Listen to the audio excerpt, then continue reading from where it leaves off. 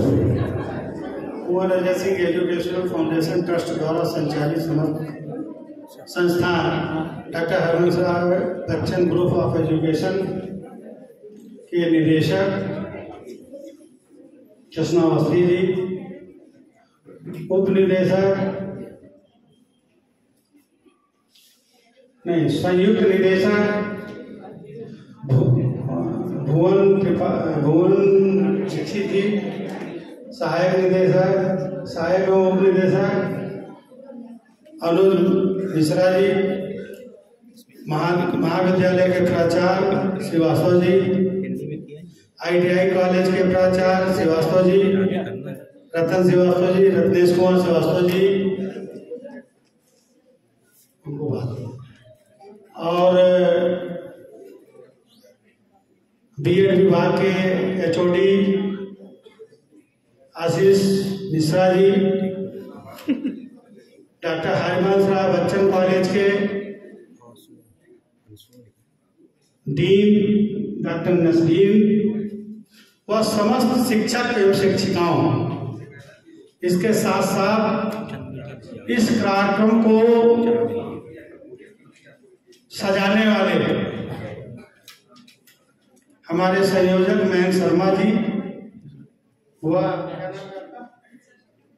ऋचा शर्मा जी, इन्होंने इस कार्यक्रम को अपने देख रेख में बहुत ही अच्छे ढंग से सजाया। इसके साथ प्रिय बच्चे बच्चियां जो इस ग्रुप ऑफ एजुकेशन के समस्त संस्थानों में शिक्षा प्राप्त करके इन संस्थानों को अपने एजुकेशन शिक्षा से सुशोभित करने का इरादा रखते हैं, उन सभी बच्चों को बहुत बहुत आशीर्वाद। इस फाउंडेशन ट्रस्ट की चेयरमैन श्रीमती सुमन सिंह किसी कारणवश नहीं आ सकी हैं, उनके स्थान पर प्रबंध समिति की एग्जीक्यूटिव बोर्ड की सदस्य सुश्री रेणु सिंह उनके स्थान पर अपना दायित्व निभा रही हैं, और भी संस्थान के मैनेजमेंट प्रतिनिधि लोग, बोर्ड ऑफ डायरेक्टर्स के लोग इस कार्यक्रम में किसी कारणवश उपस्थित नहीं हो सके हैं। उसके लिए मैं उनकी तरफ से आप लोगों को से माफी मांगता हूँ, क्षमा मांगता हूँ। प्यारे बच्चों, आज वर्ष 2022 समाप्ति की ओर है, 2023 आने वाला है, और इस कार्यक्रम को 2-3 साल से इस कार्यक्रम को आगे नहीं बढ़ाया जा सका। कोरोना काल आ गया और भी बहुत सी समस्याएं आ गई, जिससे कि कार्यक्रम बीच में 2 साल स्थगित करना पड़ा। उसके लिए भी मैं प्रबंध समिति की तरफ से क्षमा चाहता हूं। आगे चल के ये पहला साल दोबारा प्रारंभ किया गया है। आगे चलकर इस संस्थान को आगे बढ़ाना हम सभी लोगों का प्रयास होगा। अभी हाल ही में इस संस्थान ने हॉस्पिटल बनाने का जिम्मेदारी अपने कंधों पर लिया है, जिसका हॉस्पिटल बिल्डिंग का नक्शा पास हो चुका है, और जो सामने तालाब जैसा गड्ढा दिखाई दे रहा है, इस पे 6 स्टोरी की बिल्डिंग बननी है, जिसका पानी निरंतर निकल रहा है। जैसे ही पानी निकल जाएगा तत्पश्चात इस बिल्डिंग का निर्माण के कार्य प्रारंभ कर दिया जाएगा। अभी 15 दिन पूर्व हमारे संस्थान के निदेशक एवं इस ग्रुप ऑफ एजुकेशन के कंसल्टिंग आर्किटेक्ट द्वारा इस प्रोजेक्ट को बनाने के लिए पूरे प्रदेश से अच्छी कंपनियों से टेंडर डलवाए गए हैं, जिसमें जिसमें कि लगभग 7 कंपनियां ऐसी चिन्हित की गई हैं। उन 7 कंपनियों में से किसी एक को इस प्रोजेक्ट को कार्य करने के लिए कार्य दिया जाएगा, जिसकी बैठक बहुत जल्द हमारी कार्यकारिणी सुनिश्चित करके इस कार्य को करवाने वाले कार्यदायी संस्था को फाइनल कर दिया जाएगा। तत्पश्चात 14 जनवरी या 15 जनवरी के बाद इस बिल्डिंग का कार्य शुभारंभ हो जाएगा।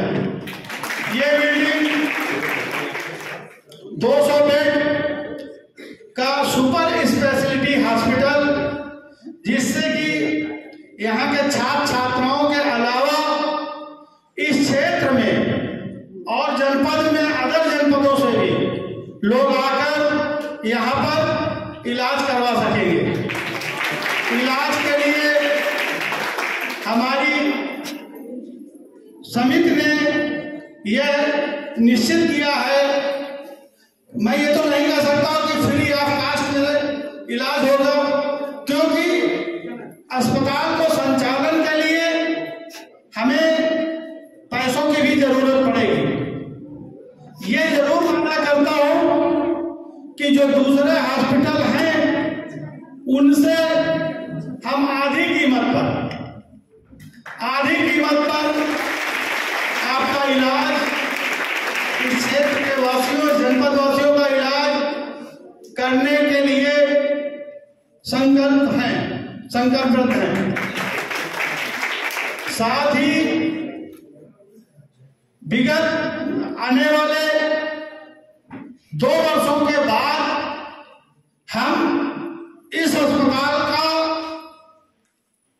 विस्तार करेंगे, जिसमें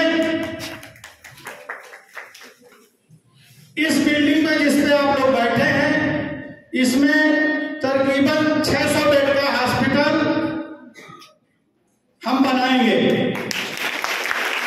ये बिल्डिंग डिग्री कॉलेज की, जिसका कि मानचित्र पास हो चुका है, हम दूसरी तरफ शिफ्ट करने की योजना में है, जिससे हमारा हॉस्पिटल 650 प्लस 200 850 बेड का हॉस्पिटल हमारा अच्छा, इस जनपद में कोई हॉस्पिटल नहीं है। यहाँ तक कि जो गवर्नमेंट का हॉस्पिटल है वो भी 125 बेड का है, सिविल अस्पताल भी 125 बेड का हॉस्पिटल है। बहुत अच्छे संसाधन नहीं है वहाँ, चूंकि पैसा तो आता है लेकिन पैसा का प्रॉपर सदुपयोग नहीं होता है। सरकार पैसा देती है लेकिन उसका प्रॉपर सदुपयोग नहीं होता। हम अपने संसाधनों से इस हॉस्पिटल को जनपद का एक समाज सेविक और बेहतरीन अस्पताल बनाने का प्रयास करेंगे। इसमें आपसे और समस्त जनपद वासियों से हमें पूर्ण सहयोग मिलने की संभावना है। इसके साथ साथ ही पैरामेडिकल के कोर्सेज जो कि हॉस्पिटल के द्वारा संचालित होंगे, जैसे बीएससी नर्सिंग, एनएम, जनरल और भी बहुत से पैरामेडिकल के कोर्सेज, इनका कि हमारे संस्थान द्वारा आवेदन किया जा चुका है और वह भी बहुत जल्दी इस जनपद के बच्चों को ये शिक्षा भी प्रदान करने का शुभ कार्य हम जल्दी ही प्रारंभ करेंगे। हम इस जनपद में समाज की सेवा करने के लिए आए हैं और आपसे वादा करते हैं कि हम इस समाज सेवा को निरंतर बढ़ाने का प्रयास करेंगे। हमारी योजनाओं में बहुत सारी ऐसी योजनाएं हैं जिनका अभी मैं इस समय वर्णन करना उचित नहीं समझता हूं, क्योंकि वो सारी प्लानिंग, उसकी सारी फंडिंग की जो प्रक्रिया है वो प्रक्रियाधीन है। अभी जो हमारे